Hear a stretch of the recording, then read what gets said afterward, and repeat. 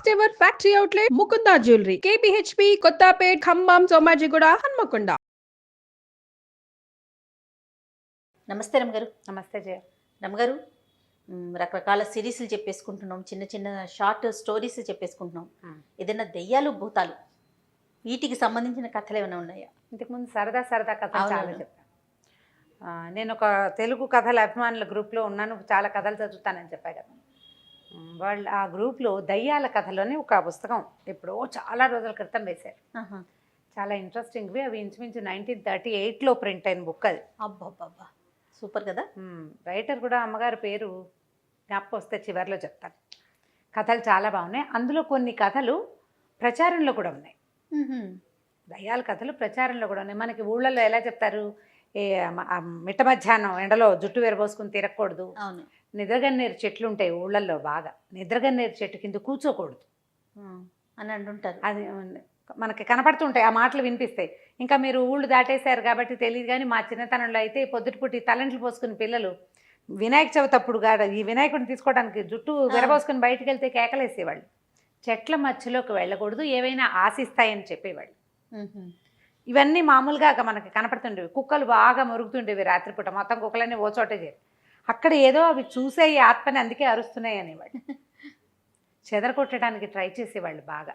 ఎవరో ఒకళ్ళు వేసి అదిలించేసేవాళ్ళు అనమాట. మీరు విన్నారా రమ్మగారు, దెయ్యాలు ఉన్నాయి, దెయ్యాలు తిరుగుతున్నాయి అని ఇంట్లో మీరు భయపడిన సందర్భం ఉందా? భయాలు లేవు జయ, మాకు ఓకే, భయం లేదు. ఇప్పుడు ఎవరికి భయం వేస్తుంది? బలహీనమైన మనసు ఉన్న వాళ్ళకి, బలహీనమైన మనసు లేదా భగవంతుడి పట్ల విశ్వాసం లేని వాళ్ళకి. మనకి రెండూ లేవు, భయము లేదు, భయము లేదు. భగవంతుడి మీద అచంచలమైన విశ్వాసం ఉంది. దేవుడు ఉన్నాడు, ఖచ్చితంగా మనతో ఉంటాడు. మనం ఏం చేస్తామని ఎవరినైనా మనం చూస్తాం, ఎవరినైనా మన ఏం చేస్తారు? మనుషులంటే భయం లేదు మనకి, దయ్యాలంటే భయం ఏమిటి? ఇప్పుడు చిన్నప్పుడు ఓ స్త్రీ రేపురా అని గుమ్మాల మీద రాసేవారు అమ్మగారు, అది గుర్తుంది నాకు. అవును, అలా కూడా జరిగేవి కొన్ని. అంటే ఆవిడెవరో వచ్చేస్తుందని, ఆ తర్వాత ఆ ఇంటి మీద రాస్తే అది చూసి వెళ్ళిపోతుందని. దయ్యాలకి చదవటం వచ్చాయని నవ్వుకునేవాళ్ళం మేము హై స్కూల్లో ఉన్నప్పుడు. వచ్చినాయి. నువ్వేమో బాగా చిన్నపిల్లవు అప్పుడు. అది నిజంగా అది ఎందుకు రాస్తున్నారో ఏంటో తెలియదు, కానీ దయ్యం వస్తుంది, మనం అలా రాయాలి, అదొకటే తెలుసు. తర్వాత శ్రీరామ అని గుమ్మానికి ఒకవైపేమో ఓ స్త్రీ రేపురా, ఇంకొక వైపేమో శ్రీరామ అని రాసేవారు. ఏవో రకరకాలు కదా. అయితే ఈ పురాతన కాలంలో చెప్పే కథల్లో ఏంటంటే, కూచిపూడి భాగవతులు, తోలుబొమ్మల వాళ్ళు వేరే ఊళ్ళకి ప్రయాణాలు చేస్తూ ఉండేవాళ్ళు. అంటే ఒక మొత్తం అంతా ఒక 30 మంది 25 మంది అట్లా గ్రూప్ లాగా ఫామ్ అయ్యి, ఈ గ్రూప్ అంతా ఏంటంటే ఊరూరా ప్రదర్శనలు ఇస్తూ తిరగటం ఒక పద్ధతిగా ఉండేది. భాగవతులు వీధి భాగవతాలు అనేవాళ్ళు, భాగవతాలు అదే చెప్పేవాళ్ళు. పండగ రోజుల్లో అన్ని ఊళ్ళల్లో ప్రదర్శనలు ఇచ్చేవాళ్ళు. ఈ ఊరు నుంచి ఇవాళ అయిపోగానే తెల్లవారి బయలుదేరి వేరే ఊరికి వెళ్ళడం, సాయంకాలం ఆ ఊళ్ళో ప్రోగ్రామ్ పూర్తి చేసుకోవడం, మళ్ళీ మర్నాడు బయలుదేరటం. తోలుబొమ్మల వాళ్ళు నా చిన్నతనంలో కూడా నాకు తెలుసు. మా దగ్గర వినటమే కానీ నేనైతే చూడలేదు, బాగా కథలే తెలుసు నాకు. అయితే ఈ బొమ్మలాట ఒక ప్రత్యేకమైన పంథ. దానికి ఏం చేస్తారు, మనుషులు తెర వెనకాల నిలబడి తెర మీద బొమ్మ వెనకాల నుంచి బొమ్మ రూపం చూపిస్తారనమాట. పాటలు పాడతారు పక్క నుంచి. మనం తెర ముందు కూర్చుంటాం కదా, ఈ బొమ్మ కదులుతుంటుంది. ఆంజనేయ స్వామి ఆయన చెయ్యి ఎత్తాడు, కాలు ఎత్తాడు, తర్వాత ఏమో గద జలిపించాడు, లంకా దహనం చేశాడు, అవన్నీ మనకి వెనకాల నుంచి కదలికల్లో తెలుస్తుంటుంది, పాటల్లో పాడతారు. ఇందులో గాయకులు ఉంటారు, ఆర్టిస్టులు ఉంటారు, ఆ బొమ్మలు తయారు చేసేవాళ్ళు. తర్వాత ఆడించడానికి కొంచెం బలశాలుడైన వ్యక్తులు కావాలి. చిన్నపిల్లల గాత్రం పాడడానికి చిన్నపిల్లల్ని కూడా తయారు చేసుకునేవాళ్ళు.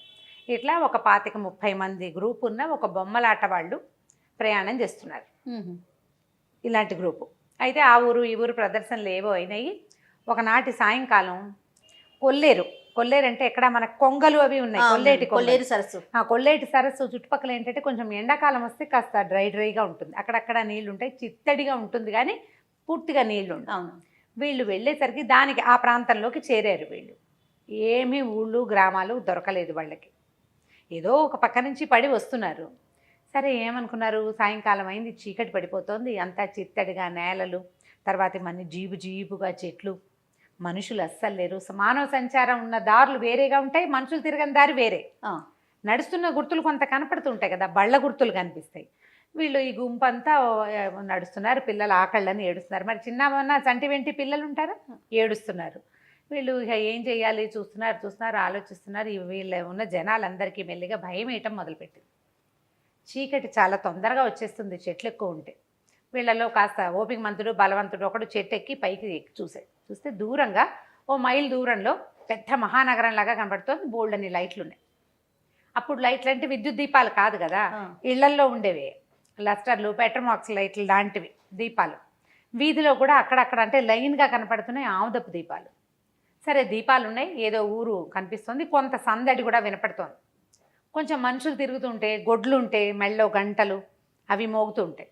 ఏదో ఇక్కడ ఏదో ఉన్నది, మెల్లిగా కాస్త కాలు చాచి నడుచుకుంటూ వెళ్ళిపోతే ఊళ్ళో చేరిపోతాం అనుకున్నారు. గుంపంతా పోయారు ఊళ్ళోకి. వెళ్తే వరుసగా దారులు, చక్కగా ఏర్పరిచిన నగరంలాగా ఉంది, అది పట్టణంలా ఉందన్నమాట. అంటే ఏ సందుకు ఆ సందు కనపడుతుంది, అన్ని వేదఘోష వినపడుతున్న బ్రాహ్మణుల ఇల్లు, అదేదో అగ్రహారంలాగా ఉంది. సరే వెళ్ళేసరికల్లా కొంతమంది ఏమో బంగారపు ఉయ్యాలలు వేళ్లాడుతున్నాయి వాకిళ్లలో, భార్య పిల్లలు కూర్చుని ఉయ్యాలు ఊగుతున్నారు. పెంపుడు చిలకలు, కోళ్ళు లేవు, కోళ్ళు ఉంటే రైతులు ఉన్నట్టు, చిలకలు ఉంటే బ్రాహ్మణులు ఉన్నట్టు, ఏదో భాష నేర్పిస్తారు, రండి కూర్చోండి అంటుంటాయి. అవి రకరకాలుగా ఉన్నాయి. అక్కడక్కడ వంటల వాసనలు వస్తున్నాయి. ఆడవాళ్ళు కనిపిస్తున్నారు, మగవాళ్ళు చక్కగా చెవుల కుండలాలు పంచలు, తర్వాత ఏమో ఆరేసున్న ధవతులు, బట్టలు కనిపిస్తుంటే మనకు తెలుస్తుంది కదా ఫలానా వాళ్ళు ఉన్నారు. వీళ్ళని చూసి అందరు పిలిచారు. ఆకళ్ళేసి నకనకలాడిపోతున్నారు వీళ్ళు. సరే భోజనం ఏర్పరిచారు. వీళ్ళందరికీ ఒకే ఇంట్లో కాకుండా ఓ 4 ఇళ్లలో మా ఇంటికి రండి అని చెప్పి ఏదో కాస్త వండుకోవడానికి కొంత సామాగ్రి ఇచ్చారు. కొంతమందికి వాళ్ళ ఇంట్లో ఉన్నదే పెట్టారు. శుభ్రంగా అందరూ తినేశారు. ఆత్మారాముడు శాంతించాక ఏముంది, సంగీతం పాడతారు ఇట్లాంటి వాళ్ళంతా. ఈ ఉన్నవాళ్ళు పెద్దవాళ్ళు ఏమన్నారంటే, బాబు ఏం ఆట కడతారు, ఏదైనా ఒక ఆట కట్టి తెల్లారదాకా పడుకుని వెళ్ళిపోండి అన్నారు. తెల్లవార్లు ఆట కట్టే పద్ధతి కూడా ఉండేది అప్పట్లో. ఈ మన భాగవత సప్తాహాలు అవి చేస్తారు. భాగవత సప్తాహం అంటే 7 రోజుల పాటు భాగవత కథలు ఆడతారు. పొద్దునుంచి అదే సాయంకాలం చీకటి పడిన దగ్గర నుంచి రాత్రి 8 నుంచి తెల్లవారి 4 గంటల దాకా తెల్లార్లు ఈ పద్ధతిలో నడుస్తుంది. సరే ఆట కట్టమన్నారు కదా, వీళ్ళలో వీళ్ళు కాస్త మాట్లాడుకున్నారు. ఏమనుకున్నారు, లంకా దహనం చేద్దాం అనుకున్నారు.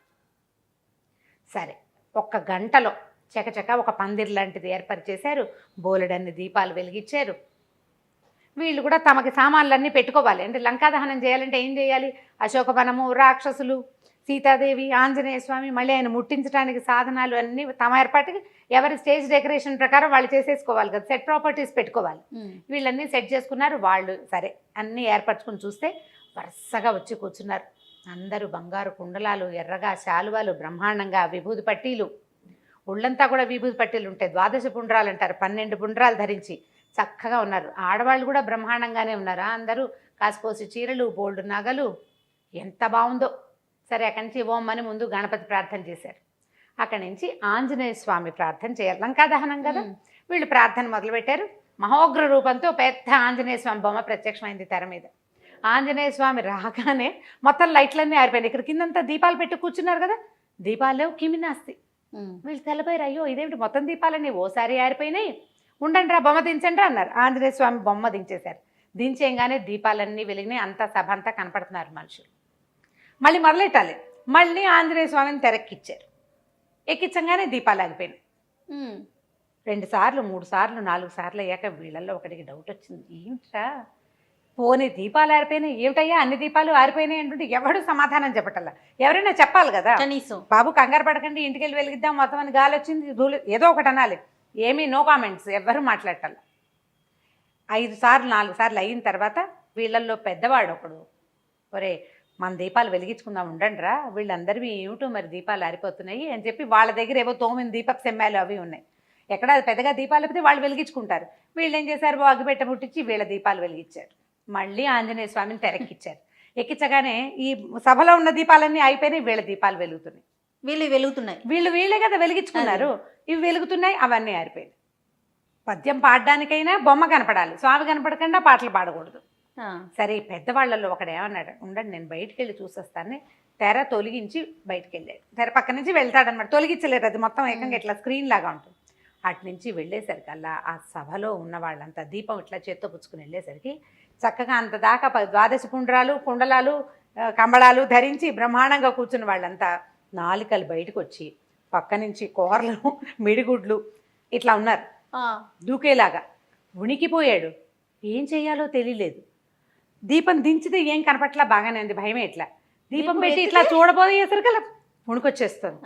సరే ఏం చేశాడు, దీపాన్ని దించేసి చూసి చూడనట్టుగా తనకు తెలియనట్టుగా చిన్నపిల్లాడు అనుకో అరిచి కేకలు పెట్టి గల్లం చేసాడు. ఆయన ఇలాంటివి ఎన్ని చూశాడు. మెల్లిగా వెనక్కి వెళ్ళాడు. ఒరే ఇది లాభం లేదురా నాయన, తెల్లవారేదాకా స్వామిని దించద్దు, పాట ఆపద్దు. ఆంజనేయ స్వామిని ఎక్కించడం, ఓ పాట పాడుకోవటం. వీళ్ళు స్వామిని ఎక్కించగానే అక్కడ దీపాలు ఆరిపోతాయి, వీళ్ళు దించేస్తారు, మళ్ళీ ఇంకోసారి ఎక్కిస్తారు.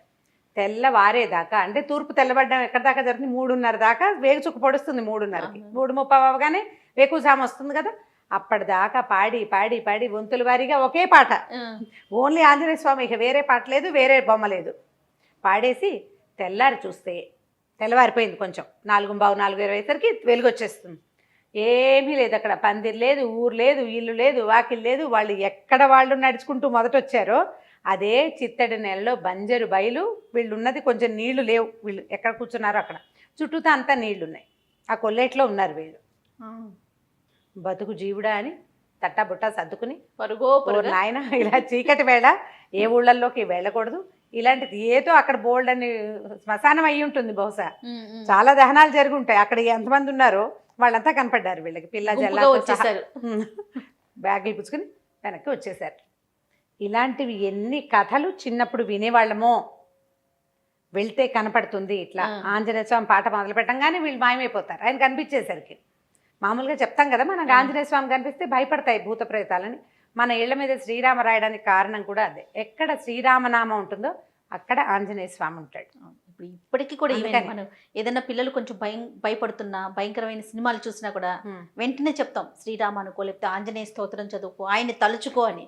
వాళ్ళకి అది ఒక ధైర్యంగా అనిపిస్తుంది కదరమ్మ గారు పిల్లలకి. అది అలవాటు చేయాలి మనం. అలాంటిది ఒక శ్లోకాలు కూడా చెప్పారు మీరు, ట్రై చేయాలి.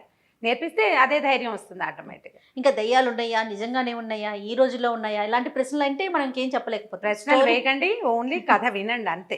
కథని కథలాగా తీసుకుంటే సూపర్. ఇప్పుడు ఇలాంటి అనుభవాలు చాలా మందికి ఉంటాయి జయ, ఒప్పుకోరు అంతే పబ్లిక్లో. అయి ఉండొచ్చు బహుశా.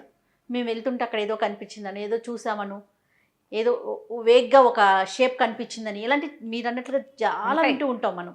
ఉంటాయి, మన తాతలు నాయనమ్మలు చూసిన వాళ్ళు కూడా ఉంటారు. మనం ఒప్పుకోమంతే. ఇది ఒక కథ వినండి, 38లో ప్రింట్ అయింది. స్థానాపతి రుక్మిణమ్మ గారు ఆవిడ రాసిన కథలు అనమాట. ఇది వరకు అంటే ఇప్పుడు ఈ మధ్యకాలంలో ఇలాంటివి వినలేదు జయ. ఇది వరకు అంటే నేను బాగా చిన్నపిల్లప్పుడు ఎవరికో దయ్యం పట్టిందని వదిలించారని అలాంటి కథలు వినేవాళ్ళం. ఇప్పుడు జరుగుతున్నాయా ఈ కాలంలో ఉందా అంటే ఏమో. 37 అంటే మనకి దాదాపుగా ఇంచుమించుగా ఒక 80 సంవత్సరాల నాటి సంగతి కదా. 80 ఇంకా అటు ఇటుగా 85 సంవత్సరాలు, చాలా బాగా పాతది. అయితే అప్పట్లో మరి ఇది జరిగిన కథే అయ్యి ఉంటుంది. ఎందుకంటే మా చుట్టాల్లో కూడా నేను ఇలాంటిది ఒక కథ విన్నా, బాగుంటుంది, నాకు నచ్చిందనమాట. దాంతోపాటు ఇంకొక విషయం ఏం చెప్పాలంటే, విశ్వనాథ్ సత్యనారాయణ గారిది ఒక పుస్తకం ఉంది, భలే ఉంటుంది. పుస్తకం పేరు మర్చిపోయాను, నాకు అసలు జ్ఞాపకం రావట్లేదు, ఇందాక నుంచి ఆలోచిస్తున్నాను. అందులో ఏంటంటే ఒక కుర్రాడికి ఇలా ఒక ఆత్మ అతన్ని ఆవహిస్తుంది అనమాట. అతను తేడాగా ప్రవర్తిస్తాడు, ఎక్కడికో వెళ్ళిపోతాడు. ఆ ఆత్మ అతన్ని ఎక్కడికో తీసుకెళ్ళిందని. చాలా బాగుంటుంది కథ. ఆ కథని ఒకళ్ళు ఇంకొకళ్ళకి అంటే తన కొలీగ్స్కి ఒక ఆయన చెప్తారనమాట. బాణామతి అలాంటిది ఏదో పేరు, అలాగే గుర్తుంది అటు ఇటుగా. ఎంత బాగుంటుందో కథ, నడక బాగుంటుంది. విశ్వనాథ సత్యనారాయణ గారిది చదవటం అలవాటైన వాళ్ళు హాయిగా చదివేస్తారు, లేని వాళ్ళు కొంచెం బాగా కాస్త టఫ్గా ఉంటుంది, కానీ కొంచెం పర్వాలేదు. భాష మరీ పురాతన భాషగా ఉండదు, చాలా బాగుంటుంది. అలాగా ఇది కూడా అట్లా అనిపిస్తుంది అనమాట ఈ కథ. ఇందులో ఏంటంటే ఈ కథ పుస్తకంలో చదివిన నడక వేరు, నేను చెప్పే నడక కొంత వేరుగా ఉంటుంది. పుస్తకంలో కథ ఎట్లా స్టార్ట్ చేస్తారంటే, ఒక అత్త కోడలు వాకిట్లో ఒక ఆయన ఎవరో భవతి భిక్షాందేహి అంటున్నాడు. ఈ అమ్మాయి అత్తయ్య వాడెవరో బిచ్చగాడు, ఆయన పోవటం లేదంటుంది. ఆవిడ పోతాడులేమ్మా అంటుంది అత్తగారు. వాడు వెళ్ళటం లేదు, ఎవరైనా వేసేవాళ్ళు ఎవరన్నా అంటే అబ్బాయి వచ్చాక వేస్తాడంటుంది ఆవిడే. పంపించేయమంటుంది కోడలు. రోజు వేస్తున్నాం కాబోలు, అందుకే రోజు నువ్వే వేస్తున్నావంటే రోజు నేను ఇట్లా వచ్చి వాళ్ళ ఇంట్లో పని మనిషి ఉంది, పని మనిషితోటి వేయిస్తుంది. ఎవరో మామూలు వాడు అనుకున్నా, ఆయన పోవటం లేదు, వాకిట్లో నిలబడి ఉన్నాడు. తలనొప్పి వస్తుంది, నాకు వికారం వస్తుంది, ఆ గొంతు వింటే నాకు బాగుండలేదు అంటుంది. ఆ కోడలంటే మహాముద్దు అత్తగారికి, బహు అందగత్తె ఆ అమ్మాయి, చాలా బుద్ధిమంతురాలు కూడాను. పిల్లాడున్నాడు, పిల్లాడి తల్లి. పిల్ల తల్లివి, నీకు అట్లా వికారాలు చికాకులు వస్తాయమ్మా, నువ్వు రెస్ట్ తీసుకో, నువ్వు వెళ్ళబోక నీ దారి నువ్వు పడుకో అంటుంది అత్తగారు. ఈ కోడలేమో ఆయన్ని తరిమేయాలంటూ అనుకుంటుంది. ఎంత నడుస్తుందో 2-3 పేజీలు ఇలాగే నడుస్తుంది. అక్కడి నుంచి ఈవిడ వెళ్ళి నాయన మడిగట్టుకున్నాను, ఇంట్లో ఎవరు లేరు, నువ్వు వెళ్ళి నాయన అంటుంది. కోడలు ఉంది కదా వేయమనమ్మా అంటాడు. ఇంట్లో కోడలు ఉంది కదా వేయమంటాడు. వేయమంటే ఆవిడ మా కోడలు చేయి ఊరుకోలేదంటుంది. ఆవిడ చేయి ఊరుకోలేదు, ఏదో పనిలో ఉందంటుంది. ఈయన ఏం చేస్తాడు, ఆ ఇంటి ఆయన్ని పట్టుకుంటాడు. ఆ వచ్చిన యోగి, భిక్ష తీసుకోవడానికి వచ్చిన ఆయన పట్టుకుని ఆయన వెంట తీసుకొస్తాడు. ఈ లోపల వాళ్ళ అబ్బాయి వచ్చాడనమాట. ఈవిడ చెప్తుండగా అబ్బాయి వచ్చాడు. ఈయనకి గుప్పెడు బియ్యం వేయించుకుని తనతో రమ్మని తీసుకొచ్చాడు. తీసుకొస్తే ఎందుకు నన్ను తీసుకెళ్తున్నావు నువ్వంటే, రా నీతో మాట్లాడే పని ఉందని చెప్పి బాగా ఆ ఇంటికి ఎంతో దూరంగా తీసుకెళ్ళాడు. తీసుకెళ్ళి ఆయన అడిగాడు, ఏమయ్యా నీ భార్యతో నీకంతా సౌకర్యంగా ఉందంటే ఉందంటాడు. భార్యను విడిచిపెట్టి ఉండగలవంటే అస్సలు ఊహ కూడా నా వల్ల కాదండి అంటాడు. భార్యను విడిచి ఉండలేడు అతను. ఎన్నాళ్ళయింది పెళ్ళి అంటే 10 సంవత్సరాలు అయింది. పిల్లలు, ఒక పిల్లవాడు ఉన్నాడు. భార్యను విడిచి ఉండలేడు, చాలా అనురూపమైంది. మీ ఆవిడలో ఏదైనా తేడా ఉందని నీకు అనిపిస్తోందా అని అడుగుతాడు. ఏమీ లేదంటాడు. నేను మళ్ళీ మళ్ళీ ప్రశ్నిస్తాడు. ప్రశ్నిస్తే అందరితో కలిసి తింటుందా, అన్ని పనులు చేస్తుంటే పనంతా బాగా చేస్తుంది, మా అమ్మతో బాగా ఉంటుంది, నాతో బాగా ఉంటుంది, పిల్లాన్ని బాగా చూసుకుంటుంది. ఏవో ఉన్నాయి చిన్న చిన్నవి, ఏవైనా ఆ సంగతులు ఈ సంగతులు వింటే మత్తెప్పి పడిపోతుంది, మా ఆవిడ భయపడిపోతుంది. భోజనం తింటుందా అంటే తింటుంది, ఎందుకు తింటూ శుభ్రంగా తింటుంది అని ఆలోచించి ఏం చెప్తాడంటే, అంటే అందరం తిన్నాక తను విడిగా తింటుంది, విడిగా తింటుంది, మళ్ళీ గది తలిపేసుకుంటుంది. అదొక 10 ఏళ్ళ నుంచి అదొక నియమం ఆవిడకి. సరే ఎవరి నియమం వాళ్ళకు ఉంచాలి చూడు. పిల్ల బుద్ధిమంతరాలు, ఎవరు కనపడకుండా తింటాను, నలుగురు ముందు తింటే నాకు సహించదు, నలుగురు చూస్తుంటే నాకు సహించదు అంటుంది. నలుగురిలో ఏనాడు తినదు, తలిపేసుకుని తింటుంది. చుట్టాలు వచ్చినా అంతే. అనేసరికల్లా ఈయన ఏం చెప్పాడంటే, నాయన ఓ పని చెయ్యి, నీకు మొలకి ఒకటి కట్టాడు తాయెత్తు. మీ రాత్రి ఇప్పుడు రేపు మీ ఆవిడ తలుపేసుకుని ఏం తింటుందో చూడు, తర్వాత చెప్దువు కానీ నాకు అన్నాడు. ఇతని కొద్దిగా శంక మొదలైంది. ఇప్పుడు ఇలాంటివి ఎవరైనా చెప్పారనుకో అనుమానంగానే ఉంటుంది కదా. సరే మర్నాడు అంటే ఇప్పుడు కథలో ఇట్లా చెప్పరు, జరిగిందనమాట. ఈయన చూశాడు, 2 కోళ్ళు తింటుంది ఆవిడ. భీకరాకారం, నడికొప్పుకి అంటుతున్నంత కూర్చుంది ఒక ఆకారం. తనకు ఉన్నటువంటి సౌందర్యవతి పట్టుపట్ట కట్టుకునే అమ్మాయి కాదు, ఒక భయంకరమైన ఆకృతిలో ఉంది. అదే మనిషి కానీ సాగదీసినట్టు పొడుగ్గా ఉంది, పెద్దది, నడికొప్పు అంటుకుంటోంది, తల అంత ఎత్తుంది, కోళ్ళు విరుచుకుని తింటుంది. భయం వేసేసింది. వచ్చేసాడు మళ్ళీ మర్నాడు యోగి దగ్గరికి. ఇది కనపడిందండి అన్నాడు. మా రోడ్లో ఎంతమందో కోళ్ళు పోయినాయి అంటారు, పంది పిల్లలు తప్పిపోయినాయి అంటారు, ఆ దారిలో అందరు చెప్పుకుంటూ ఉంటారు, అదేదో అయ్యింది ఇదేదో అయ్యింది అంటారు. అక్కడి నుంచి మా ఇంటికి వచ్చిన చుట్టాన్ని ఒకడిని ఒకసారి తీసుకెళ్ళి మర్రి చెట్టు కింద పడుకోబెట్టేసింది. వాళ్ళని ఇంట్లో ఉండనివ్వకుండా.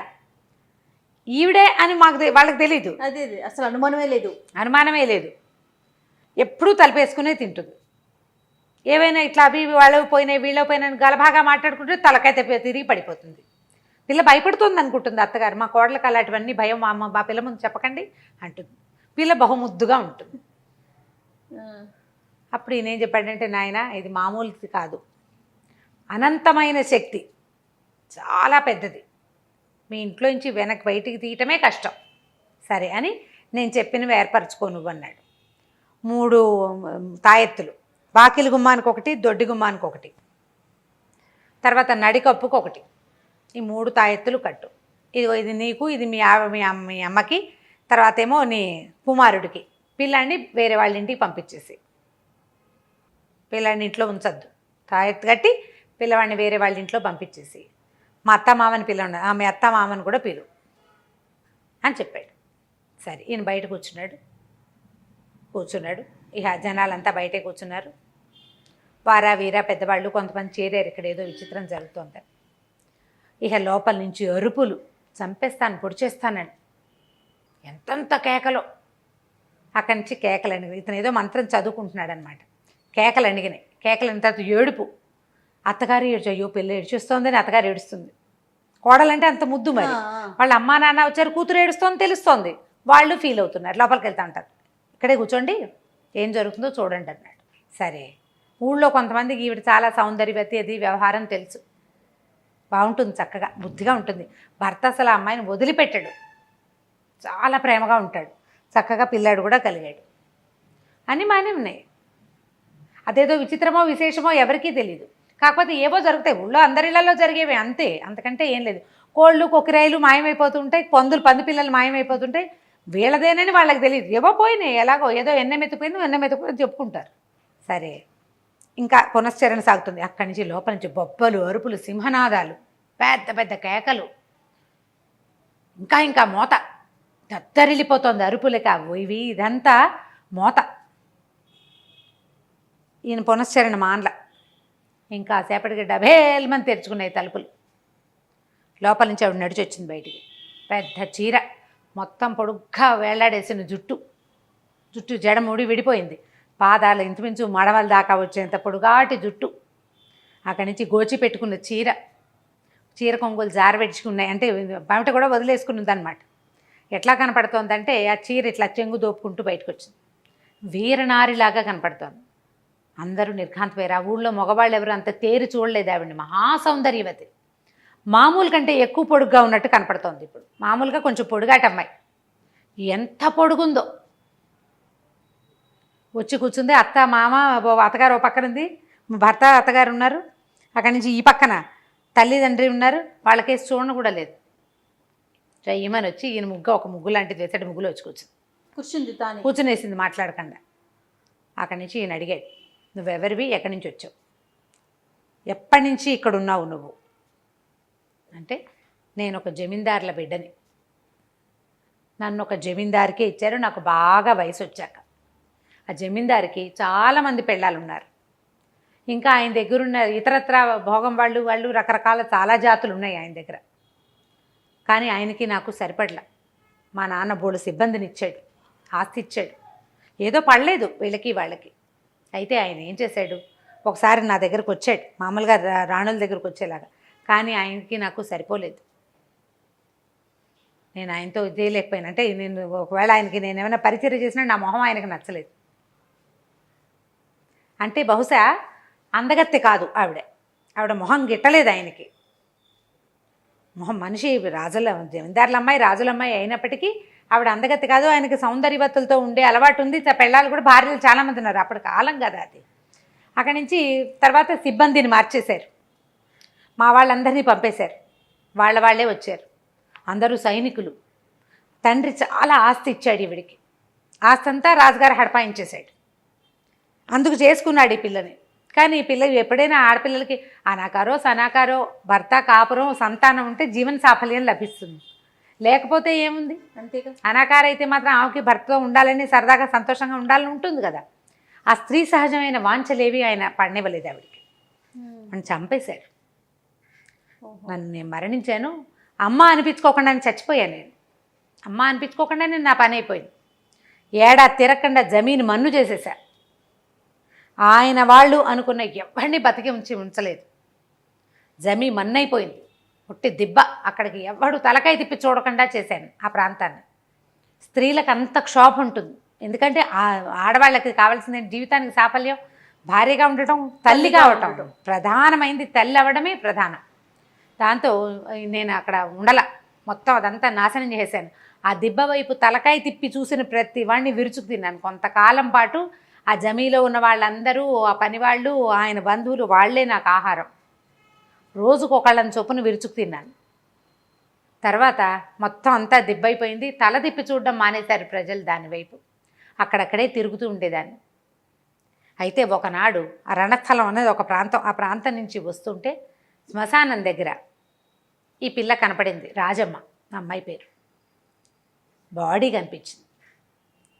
ఇంకా నాకు లోపల జీవితేచ్ఛ 1% ఉంది. ఏమిటి? సంతానం మీద వ్యామోహం, స్త్రీ సహజమైన మాతృత్వపు వాంఛ. దానికోసం ఆ చనిపోయిన పిల్లలో ప్రవేశించిన పిల్ల సౌందర్యము, అది ఆడపిల్ల అవటము, అది నన్ను ఆకర్షించింది అనేసరికలు తల్లి తండ్రి ఒప్పుకున్నారు. ఈ రాజమ్మ అనబడి ఇప్పుడు కనపడుతున్న ఆవిడ 9వ ఏటో 10వ ఏటో మరణించింది. చనిపోయిన పిల్లని వాళ్ళు మరుభూమికి తీసుకెళ్లారు. అక్కడ బతికింది పిల్ల. ఒక్కొక్కసారి మనం ఏంటో దింపుడు కళ్ళే మాస అంటారు. అవునవును. అది శ్మశానంలో బతికింది పిల్ల. ఆ అమ్మాయిలో ప్రవేశించాను. ఆ రోజు నుంచి ఎవరికి కనపడకుండా తింటూనే ఉంది. తీసుకొచ్చారు, పెళ్లి చేశారు, కాపురానికి పంపించారు. పిల్ల చచ్చి బతికింది. మామూలుగా మనం వాడేస్తాం, చచ్చి బతికారు అని ఒక పదం. చనిపోయిన పిల్ల బతికింది. ఆ రోజు నుంచి ఈ రోజు దాకా నేను ఇక్కడే ఉన్నా. చుట్టాలు వస్తే ఇష్టం ఉండదు, వాళ్ళకి తెలిసిపోతుంది. భర్తతో సంతోషంగా ఉన్న ఈ అమ్మాయి సౌందర్యవతి అవ్వటం, చాలా పనిమంతురాలు అవటంతో అత్తగారు మంచి ఆదరణ, ముందు జీవితంలో ఆవిడ పొందలేని ఆదరణ అంతా ఇక్కడ లభించింది. పిల్లవాడు రాజు అవుతాడు, జమీందారీ వస్తుంది వాడికి రేపొద్దున. ఈ పిల్లాడు బాగానే ఉంటాడని ఇహత భర్త వెక్కి వెక్కి ఏడుపు. ఈ అమ్మాయిని వదిలేయటం అంటే ఆ అమ్మాయి కూడా వెళ్ళిపోవటమే. ఎందుకంటే అది మనిషి ఉన్నది కాదు, అందులో జీవం ఉన్నది కాదు కదా శరీరం. ఈ ఆత్మ బయటికి వెళ్ళిపోతే మొత్తానికి వెళ్ళిపోతుంది. అమ్మా నాన్న తెగ ఏడ్చారు. ఆ మహాసౌందర్యవతి ఊళ్ళోంచి వెళ్ళిపోతుందని ఊరి జనం కూడా ఏడ్చారు. పైగా అసలు ఆ ఊళ్ళో అందరికీ కూడా అమ్మాయి చాలా బుద్ధిమంతురాలు. ఆ యోగి ఏం చేశాడంటే బడుగ్గా ఉందిగా జడ, జుట్టు వెనక్కి వచ్చి జడేసాడు, మొత్తం అల్లాడు మొత్తం జడంతా. అప్పుడు మంత్రం ఆవాహన చేసి ఆమె ఆత్మని ఆ జటలోకి రప్పించాడు, జడ కత్తిరించేసాడు. ఓహో, మరికి చేసేదేముంది? అమ్మాయి పడిపోయింది, దీన్ని తీసుకెళ్ళి పట్టుబట్టలో చుట్టి సముద్రంలో పడేయండి అని చెప్పి ఇచ్చేసాడు. ఏం చేస్తాము, ఇంతే, ఇక ఇది లాభం లేదు అని వీళ్ళంతా లబోదిబమ్మని ఏడ్చారు. ఆ అమ్మాయి భౌతిక కాయానికి తర్వాత క్రియలు చేసుకున్నారు. పూర్వం ఏం చెప్పేవాళ్ళంటే దింపుడు కళ్ళం అని శ్మశానంలో కాకుండా వెళ్ళే దారిలో మధ్యలో ఒక చోట దింపేవాళ్ళు. అవునండి. అక్కడికి వెళ్ళాకైతే అక్కడ ఏదైనా జరగచ్చు, ఇట్లాంటివి జరుగుతాయి అనేవాళ్ళు. నా తర్వాత చెట్ల కింద పడుకోకూడదు, అవన్నీ చాలా సిద్ధాంతాలు ఉండేవి. ఇప్పుడు మన ప్రపంచం మారిపోయింది, ప్రపంచం అంతా మారిపోలా, అవునవును, అన్నీ మారిపోయినాయి. వాటితో పాటు ఇవన్నీ కూడా మారినాయి. సిద్ధాంతాలు ఉన్నాయా లేదా, ఆత్మలు ఉన్నాయా లేదంటే మనం ఉన్నట్టే ఆత్మలు ఏవో గాల్లో తిరుగుతూనే ఉంటాయి. మీద ఎక్కేస్తాయా, ఉంటాయా, ఉండవా అంటే ఏదో ఒక బలహీనమైన క్షణాల్లో మనసులు చాలా వీక్గా ఉన్నప్పుడు ఏదైనా ఒక పవర్ మనలోకి ప్రవేశించేందుకు 1% అవకాశం ఇప్పటికీ ఉంది, జరుగుతాయి అట్లా. కాకపోతే మనం తెలుసుకోలేకపోతాం. ఇప్పుడు దేవుడు ఉంటే ఇది కూడా ఉన్నట్టే, ఆ పవర్కి దానికి లొంగకూడదు మనం. దానికి భగవదావేశానికి లొంగినట్టుగా ఇట్లా మన చుట్టూతా ఉండే తాలూకు ఆత్మల యొక్క వాటికి ప్రలోభాలకి లొంగకుండా ఉండాలి. దానికోసమని మన వాళ్ళు ఏం చెప్తారు, ఎప్పుడు పవిత్రంగా ఉండండి, శుభ్రంగా ఉండండి, బొట్టు కాటిగా పెట్టుకోండి, జుట్లు బెరబోసుకుని చెవులకి వాటికి ఏమీ లేకుండా అలా బోసిగా ఉండబోకండి, అవన్నీ చెప్పేది. ఎందుకంటే ఇవన్నీ అలాంటివి ఉన్నప్పుడు ఇవి తొందరగా మన మీదకి వస్తాయనేవాళ్ళు పాత రోజుల్లో. ఇప్పుడు ఏం సిద్ధాంతం, జుట్టు విరబోసుకోవడమే మన పద్ధతి, బొట్టు కటిగా లేకపోవడమే మన పద్ధతి, మెడకొద్దు, చేతికొద్దు, చెవికొద్దు, ఏమీ లేకుండా బోసిగా ఉండటం. మనకి ఇండియన్స్కి ప్రధానమైనది ఏంటి, బొట్టే కదా మన గుర్తు. కనీసం ఎర్రటి బొట్టు, కుంకుమ లాంటివి ధరించడం. దేవతార్చన మామూలు సన్నబొట్టు పైన పెట్టుకుంటాం, దేవుడు కుంకుమ ఒకటి పెట్టుకోవటం. దానివల్ల వీటి నుంచి మనం రక్షించబడతాం అనుకుంటాం. వీటిని పక్కకు పెడితే ఇది ప్రధానంగా ఒక కథ. మనం ఇది జనరల్ మ్యాటర్ చెప్పుకుంటున్నాం, కానీ ఈ కథలో ఉన్న ఇదేంటంటే అసలు ఆ బుక్ చదవాలి. బుక్ చదివితే భలే ఇంట్రెస్టింగ్గా అనిపిస్తుంది. సంభాషణగా ఏమీ ఉండదు, నేను చెప్పాను ఇట్లా సంభాషణగా, అలా ఉండదు. చదువుతుంటే మనకి లోపల అర్థమవుతూ ఉంటుంది అనమాట. భలే ఇంట్రెస్టింగ్గా ఉంటాయి. ఒక 2-3 కథలు, ఒక ఆవిడైతే అడిగారు కూడా, ఈ కథలు మీరు చెప్తే వినాలనుంది అని. ఇది బాగా కుదిరిందో లేదో మరి, మంచి కథ, చాలా బాగుంది రమ్మగారు, చాలా ఇంట్రెస్టింగ్గా ఉంది. చదివిన వాళ్ళకి ఇంట్రెస్టింగ్గా అనిపించాలి. ఓకే, రైట్ రమ్మగారు, నమస్తే. నమస్తే జీ.